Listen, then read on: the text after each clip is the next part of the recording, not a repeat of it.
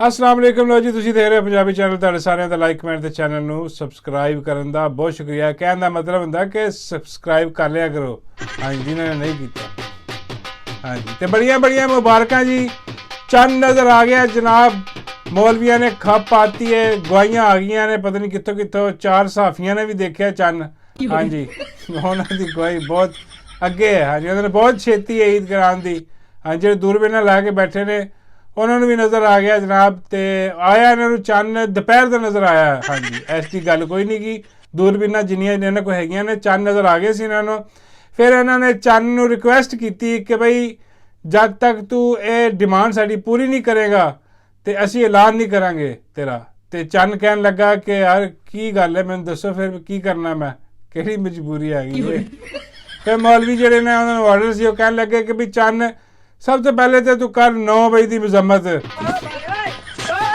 हाँ जी 9 मई की मजम्मत करेगा तो फिर असी तेरा ना कबूल करना कि तेन नज़र आया हाँ नहीं तो असी गोल कर सानू पवा ईद अगले साल क्यों ना करानी पवे हाँ असी कह नहीं नज़र आया और चंद घबरा गया फिर हाँ जी चंद कहने लगा यार ज्यादती है देखो लोगों ने रोजे रखे ने यार तुम दसो ਉਹ ਕਹਿਣ ਲੱਗੇ ਨਹੀਂ ਚਾਹਨੇ ਕਹਿੰਦਾ ਨਹੀਂ ਇਹ ਗਲਤ ਗੱਲ ਹੈ ਮੈਂ 9 ਮਈ ਦੀ ਕੋਈ ਮਜ਼ੰਮਤ ਨਹੀਂ ਕਰਨੀ ਹੈ ਸਾਰਾ ਡਰਾਮਾ ਕੀਤਾ ਜੀ ਤੁਸੀਂ ਫਾਸਟ ਫਲੈਗ ਆਪਰੇਸ਼ਨ ਸੀ ਤੁਸੀਂ ਆਪ ਹੀ ਕਾਰਵਾਈ ਪਵਾਈ ਹੈ ਸਾਰੀ ਹਾਂ ਮੇਰੇ ਨਾਲ ਝੂਠ ਬੁਲਵਾਓ ਤੁਸੀਂ ਮੈਂ ਨਹੀਂ ਕਰਨੀ ਮਜ਼ੰਮਤ ਦੀ ਉਹ ਕਹਿਣ ਲੱਗਾ ਕਿ ਮੈਂ ਤੁਹਾਡੀ ਮਜ਼ੰਮਤ ਕਰ ਦਿੰਦਾ ਵਾਂ ਜਿਨ੍ਹਾਂ ਨੇ ਅਸਲੀ ਕਰਵਾਇਆ ਉਹ ਕਹਿਣ ਲੱਗੇ ਨਹੀਂ ਫਿਰ ਉਹਨਾਂ ਨੇ ਮੌਲਵੀਆਂ ਨੇ ਫੋਨ ਕੀਤਾ ਉੱਤੇ ਹੈੱਡਕੁਆਟਰ ਹਾਂਜੀ ਹੈੱਡਕੁਆਟਰ 'ਚ ਅੱਗੇ ਬੈਠੇ ਸੀ ਡਿਪਟੀ ਹਾਂ ਤੇ ਡਿਪਟੀ ਨੂੰ ਕਹਿਣ ਲੱਗਾ ਕਿ ਡਿਪਟੀ ਸਾਹਿਬ चंद नहीं मानता पिया डिप्टी कह लगा ठहर जा लियाना मैं डाला पाओ चंद डाले च इनू लैके जाइए उही काम होया डिप्टी डाले लिया जनाब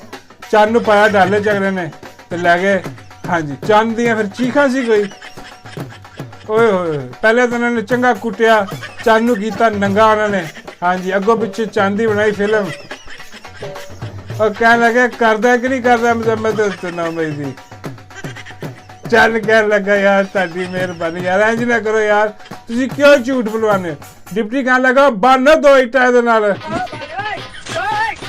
इहनू लगे पता किवें करी दी मजम्मत हाँ जी वही होया जनाब डिप्टी ने 2 इटा बनिया ने इहदे नाल हाँ चंद दियां चीखां चंद कह लगा जी मैं करदा वां हाँ जी मैं करदा वां बल्कि मैं सूरज को भी करवा दिंदा वां चंद ने कीती 9 मई दी मजम्मत हाँ जी इधर मजम्मत होई इधर मौलवियां ने आके तुहानू दसता कि चंद नजर आ गया ए स्टोरी हुई है पिछली हाँ जी ता नजर आया चंद एवं नहीं कि तुम खुश हो जाओ कि मुफ्त जी चंद नजर आ गया और बेचारा बड़ा तशद्दुद है यार चंद नाल ज्यादती है यार इंज नहीं करना चाहिए डिप्टी ने हाँ जी अल्लाह माफ़ करे कभी किसी दिन डिप्टी ने इट्टां बनिया गई ना तो डिप्टी ने तां पता लगेगा बई की हाल हुंदा दूजियां दा हाँ जी इंज चंद नजर आ गया जनाब और जिवें चंद नजर आया तो अज तुम कह लो कि 9 अप्रैल हैगी है तो 9 अप्रैल ਨੂੰ ਖਾਨ ਸਾਹਿਬ ਨੂੰ ਜਿਵੇਂ ਰੁਖਸਤ ਕੀਤਾ ਗਿਆ ਸੀ ਜ਼ਬਰਦਸਤੀ ਤੌਰ ਤੇ ਅਦਮ ਇਤਮਾਦ ਨਾਲ ਮਿਲੀ ਜੁਲੀ ਭਗਤ ਬਾਜਵੇ ਦਗੜ ਦੱਲੇ ਨੇ ਜਿਹੜਾ ਸਾਰੀ ਖੇਲ ਖੇਲਿਆ ਸੀਗਾ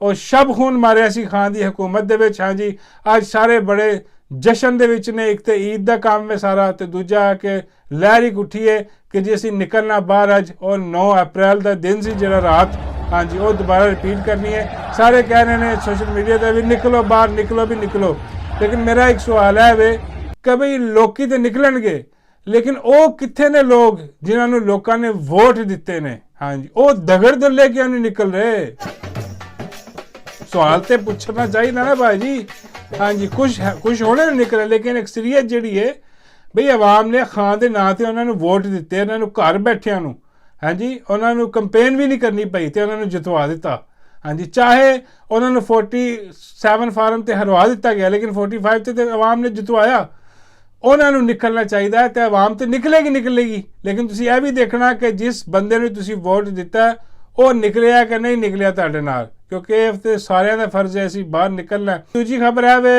कि जिवें ईद का ऐलान होया ते माई तंदूर वाली जी है हाँ जी वही माई तंदूर वाली माई जनाली टिक्कियां वाली माई कतरी कबाबा वाली माई शेखां वाली हाँ जी हम माई शेखां वाली भी हो गई है ऐड कर लो अज तो बाद क्योंकि माई शेखां दे विच वड़ के जो बैठी है ना ਹਾਂ ਤੇ ਉਹ ਮਾਈ ਸ਼ੇਖਾਂ ਨੂੰ ਪਿਆਰੀ ਹੋ ਗਈ। ਹਾਂਜੀ ਤੇ ਹੁਣ ਉਹ ਮਾਈ ਸ਼ੇਖਾਂ ਵਾਲੀ ਜਿਹੜੀ ਨਾ ਉਹ ਆ ਗਈ ਹੈ ਵਾਪਸ। ਈਦ ਨਹੀਂ ਕੀਤੀ ਉੱਥੇ, ਹਾਂਜੀ, ਵਰਨਾ ਸ਼ਰੀਫ ਟੱਬਰ ਜਿਹੜਾ ਹੈ ਇਹ ਸਾਰਾ ਉੱਥੇ ਈਦ ਕਰਦਾ। ਇਹ ਵਾਪਸ ਕਿਉਂ ਆਈ ਹੈ ਇਹ ਮੈਂ ਤੁਹਾਨੂੰ ਦੱਸਦਾ ਵਾਂ। ਲੇਕਿਨ ਸਭ ਤੋਂ ਪਹਿਲੇ ਮਾਈ ਦਾ ਜਿਹੜਾ ਪਿਓ ਹੈ ਸਭ ਤੋਂ ਵੱਡਾ ਬਗੈਰਤ, ਹਾਂਜੀ, ਸਭ ਤੋਂ ਵੱਡਾ ਦਗੜ ਦੱਲਾ, ਉਹ ਬੈਠਾ ਮੂੰਹ ਬਣਾ ਕੇ। ਹਾਂਜੀ ਉਹ ਹੁਣ ਕਿਉਂ ਜਿਹੜਾ ਉਹ ਨਹੀਂ ਗਿਆ ਨਾਲ। ਲੋਕੀ ਸਵਾਲ ਪੁੱਛ ਰਹੇ ਨੇ ਕਿ ਯਾਰ ਇਹ ਕੋਈ ਹਿਸਾਬ ਕਿਤਾਬ ਲਾਓ, ਬਾਬਾ ਜੀ ਨੂੰ ਪੁੱਛੋ ਕੋਈ ਕਿ ਇਹ ਮਨੂਸ ਜਿਹੜਾ ਘਰ ਕਿਉਂ ਬੈਠਾ ਰਿਹਾ, ਇਹ ਕਿਉਂ ਨਹੀਂ ਗਿਆ। ਹਾਂਜੀ ਬਾਕੀ ਹਰ ਸਾਲ ਤੇ ਜਾਂਦੇ ਨੇ। ਤੇ ਉਹ ਫਿਰ ਮੈਂ ਪੁੱਛਿਆ ਬਾਬਾ ਜੀ ਨੇ, ਮੈਂ ਕਿਹਾ ਬਾਬਾ ਜੀ ਕੀ ਹਿਸਾਬ ਕਿਤਾਬ ਹੈ ਇਸ ਬਗੈਰਤ ਦਾ, ਇਸ ਪਲੇਟਲੈਸ ਦਗੜ ਦੱਲੇ ਦਾ ਕੀ ਹਿਸਾਬ ਹੈ, ਇਹ ਕਿਉਂ ਬੈਠਾ ਰਿਹਾ ਇੰਨਾ ਜ਼ਲੀਲ ਹੋ ਕੇ। ਬਾਬਾ ਜੀ ਮੰਨਦੇ ਨੇ ਕਿ ਬਈ ਇਹਨੂੰ ਇਜਾਜ਼ਤ ਨਹੀਂ ਮਿਲੀ। ਹਾਂ ਇਹਨੇ ਇਜਾਜ਼ਤ, ਮੈਂ ਕਿਹਾ ਬਾਬਾ ਜੀ ਕਿਹਦੇ ਕੋਲ ਲੈਣੀ ਸੀ। ਬਾਬਾ ਜੀ ਕਹਿੰਦੇ ਇਹਨੇ ਇਜਾਜ਼ਤ ਲਈ ਹੈ ਉਹਦੇ ਕੋਲ, ਮੋਹਸਿਨ ਨਕਵੀ ਕੋ। ਅੱਜ ਕੱਲ੍ਹ ਕਹਿੰਦੇ ਨੇ ਕਿ ਮੋਹਸਿਨ ਨਕਵੀ ਇਹਨਾਂ ਦਾ ਅੱਬੂ ਜੀ ਹੈ ਸਾਰਿਆਂ ਦਾ। ਹਾਂਜੀ ਮੀਆਂ ਸਾਹਿਬ ਨੇ ਰਿਕੁਐਸਟ ਪਾਈ ਕਿ ਮੈਨੂੰ ਜਾਣ ਦਿਓ। ਉਹ ਕਹਿਣ ਲੱਗਾ ਨਹੀਂ ਮੇਰੇ ਸਾਈਂ ਨਹੀਂ ਮੰਨਦੇ, ਕਿਉਂਕਿ ਮੋਹਸਿਨ ਆਪ ਵੀ ਤਾਂ ਨਹੀਂ ਨਾ, ਉਹ ਉਹਦੇ ਤੇ ਕਿਸੇ ਹੋਰ ਨੇ ਅਹਿਸਾਨ ਕੀਤੇ ਨੇ। ਉਹ ਉਹਦੇ ਜਿਹੜੇ ਮਾਸਟਰ ਨੇ, ਉਹ ਕਹਿਣ ਲੱਗਾ ਜੀ ਉਹ ਮੇਰੇ ਅੱਬੂ ਜੀ ਨਹੀਂ ਮੰਨ ਰਹੇ। ਹਾਂਜੀ ਉਹ ਕਹਿੰਦੇ ਨੇ ਨਹੀਂ ਇਹਨੂੰ ਨਹੀਂ ਜਾਣ ਦੇਣਾ।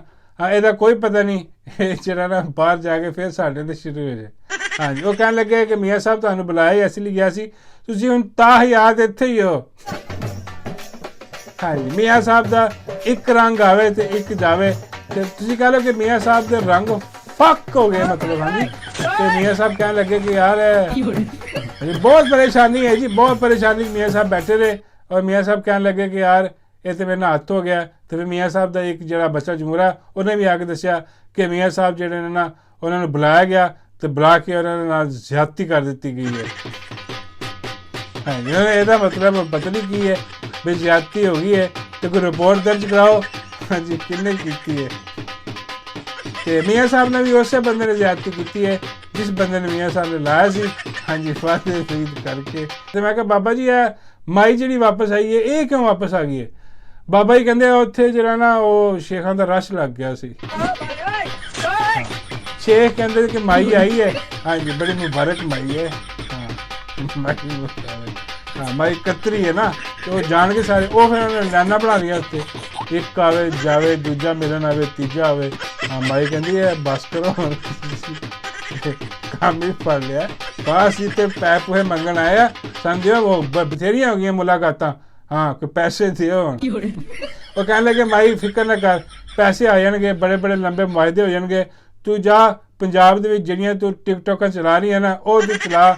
ਤੂੰ ਵੈਸੇ ਵੀ ਪੈਸਿਆਂ ਦੀ ਬਰਬਾਦੀ ਜਿਹੜੀਆਂ ਨਾ ਉਹ ਸਾਰੇ ਜਿੰਨੇ ਵੀ ਅਸੀਂ ਲੋਨ ਦੇਣੇ ਨੇ ਤੁਹਾਡੀ ਮਦਦ ਕਰਨੀ ਹੈ ਉਹ ਤੂੰ ਟਿਕਟੋਕ 'ਤੇ ਉਡਾ ਦੇਣੇ ਸਾਰੇ, ਬੇੜਾ ਗਰਕ ਕਰ ਦੇਣਾ ਵੇ। ਤੇ ਤੂੰ ਜਾ ਕੇ ਟਿਕਟੋਕ ਬਣਾ ਤੇ ਅਸੀਂ ਆਉਂਦੇ ਹਾਂ ਤੇਰੇ ਮਗਰ ਹੀ। ਹਾਂਜੀ ਤੇ ਮਾਈ ਆ ਗਈ ਫਟਾਫਟ, ਕਹਿੰਦੀ ਕਿ ਉੱਥੇ ਬਹੁਤ ਰਸ਼ ਸੀ। ਤੇ ਹੁਣ ਮਾਈ ਆ ਕੇ ਜਿਹੜਾ ਨਾ ਬੜੇ ਮਿਲਣ ਹੋਏ ਏਅਰਪੋਰਟ ਤੇ, ਜੱਫੀ ਜੁੱਫੀ ਪਤਾ ਨਹੀਂ ਕਿੰਨੇ ਪਾਈ ਉਹਦੇ ਨਾਲ। ਹਲੋ ਜੀ ਪੁੱਛ ਰਹੇ ਨੇ ਕੀ ਹਿਸਾਬ ਕਿਤਾਬ ਹੈ। ਇਹ ਤਾਂ ਨੋਰਮਲ ਜੀ ਹੈ। ਉਹ ਉੱਥੇ ਜੀ ਤੁਹਾਨੂੰ ਉੱਥੇ ਦਾ ਪਤਾ ਲੱਗ ਗਿਆ ਨਾ, ਤੁਸੀਂ ਕਹੋਗੇ ਕਿ ਕੁਝ ਵੀ ਨਹੀਂ। ਹਾਂਜੀ ਜੋ ਸ਼ੇਖਾਂ ਨੇ ਹਿਸਾਬ ਕੀਤਾ ਮਾਈ ਨਾਲ। ਹਾਂਜੀ ਪਿਆਰ ਮੁਹੱਬਤ ਮਤਲਬ ਇhtਰਾਮ ਇੱਜ਼ਤ ਇhtਰਾਮ ਸਾਰਾ ਕੁਛ। ਹਾਂਜੀ ਰੋਜ਼ੇ ਤਾਂ ਖਤਮ ਹੋ ਗਏ ਨੇ ਖੈਰ, ਲੇਕਿਨ ਚਲੋ ਈਦ ਦਾ ਦਿਹਾੜਾ। ਤੇ ਮੈਂ ਕਿਹਾ ਬਾਬਾ ਜੀ ਤੁਹਾਨੂੰ ਵੀ ਬੜੀ ਬੜੀ ਈਦ ਮੁਬਾਰਕ, ਤੇ ਤੁਸੀਂ ਵੀ ਜਾ ਕੇ ਦਿਓ ਉਹਨੂੰ ਡੱਡੂ ਨੂੰ ਮੁਬਾਰਕ। ਬਾਬੇ ਕਹਿੰਦੇ ਹਾਂ ਮੈਂ ਤਿਆਰੀ ਕਰ ਲਈ ਹੈ, ਡੱਡੂ ਨੂੰ ਮੈਂ ਈਦ ਮੁਬਾਰਕ ਵੀ ਦੇਣੀ ਹੈ ਤੇ ਨਾਲੇ ਈਦੀ ਵੀ ਦੇਣੀ ਹੈ। ਮੈਂ ਕਿਹਾ ਬਾਬਾ ਜੀ ਈਦੀ 'ਚ ਕੀ ਦਿਓਗੇ। ਬਾਬੇ ਕਹਿੰਦੇ ਵੀ ਇਹ ਰਾਜ਼ ਦੀ ਗੱਲ ਹੈ, ਇਹ ਨਹੀਂ ਮੈਂ ਦੱਸਣਾ। ਹਾਂ ਮੈਂ ਕਿਹਾ ਬਾਬਾ ਜੀ ਮੈਨੂੰ ਲੱਗ ਗਿਆ ਪਤਾ। ਬਾਬੇ ਕਹਿੰਦੇ ਕੀ। ਮੈਂ ਕਿਹਾ ਬਾਬਾ ਜੀ ਤੁਸੀਂ ਕੋਈ ਪੱਪੀ ਜੱਫੀ ਦਾ ਪ੍ਰੋਗਰਾਮ ਬਣਾਇਆ ਹੋਣਾ। ਬਾਬਾ ਜੀ ਕਹਿੰਦੇ ਮੈਂ ਦੱਸ ਇਹ ਵੀ ਕੋਈ ਪੁੱਛਣ ਵਾਲੀ ਗੱਲ ਹੈ। ਮੈਂ ਕਿਹਾ ਬਸ ਤੁਸੀਂ ਪਹੁੰਚੋ, ਜੇ ਡਿਪਟੀ ਤੋਂ ਫਾਰਗ ਹੋਇਆ ਹੋ ਈਦ ਮਿਲੇਗਾ। ਹਾਂ ਨਹੀਂ ਤੇ ਮੌਲਾ ਖੈਰ ਤੇ ਬੇੜੇ ਪਾਰ। ਬਾਬਾ ਜੀ ਲੱਗੀ ਸਮਝ। ਓਏ ਡਿਪਟੀ ਆਏ, ਓ ਲਿਆ ਡਾਲਾ।